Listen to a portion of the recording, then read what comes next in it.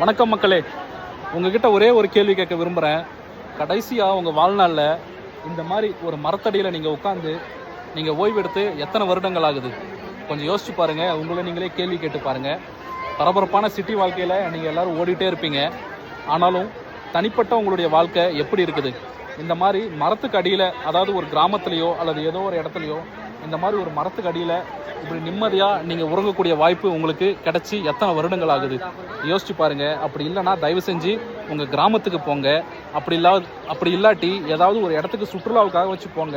போயிட்டு ஒரு அரை மணி நேரங்க இந்த மாதிரி மரத்தடியில் அமர்ந்து வேறு எந்த சிந்தனையும் இல்லாமல், உங்கள் வாழ்க்கையை பற்றிய எந்த சிந்தனையும் இல்லாமல் அமைதியாக கொஞ்ச நேரம் இருந்து பாருங்கள்.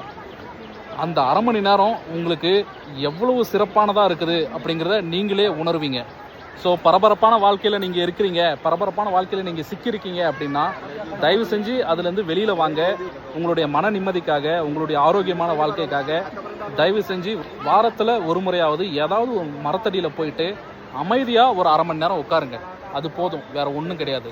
நீங்கள் மரத்தடியில் உட்காரும்போது இந்த மாதிரி ஒரு இயற்கையான ஒரு மரத்தடியில் எந்த சிந்தனைகளும், வேற்று சிந்தனைகள் எதுவும் இல்லாமல் நீங்கள் அமரும்போது உங்களுக்கு உங்கள் வாழ்க்கையில் ஒரு நல்ல விஷயம் நடக்கும் அப்படின்னு சொல்லிட்டு நீங்கள் நம்புங்க.